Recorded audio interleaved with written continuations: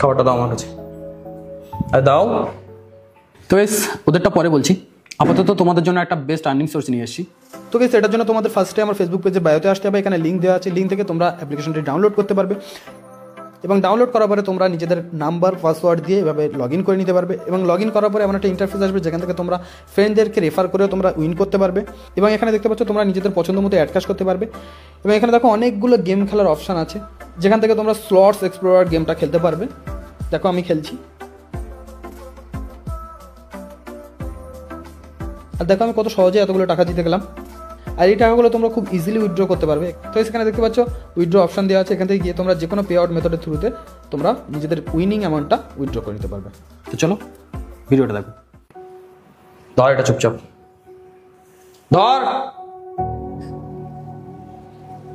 আরে তোর তো খুশি হওয়া দরকার যে তুই এমন একটা বউ পেয়েছিস। আজকালকার জামানায় কোনো বউ তার স্বামীর জন্য এত করে না।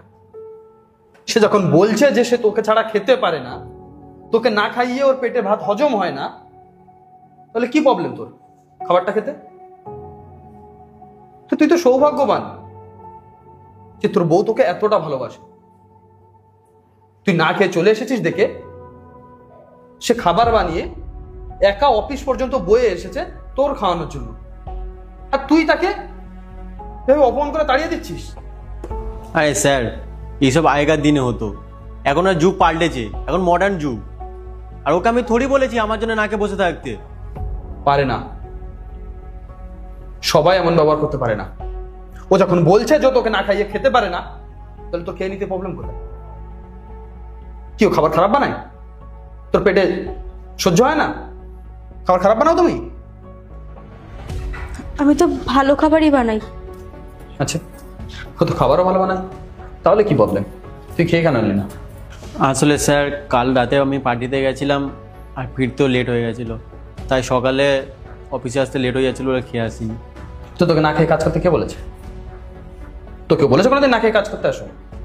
আরে বাড়িতে ছোটখাটো ঝামেলা হয়, তার মানে এই না যদি না খেয়ে চলে আসবে। আর সে যখন তোর জন্য কষ্ট করে বানিয়ে এনেছে খাবারটা, তাহলে তুই চুপচাপ সেটা খাবি যাতে সে খুশি হয়। তা না করে তুই ওকে বারবার অপমান করছিস তার মানে?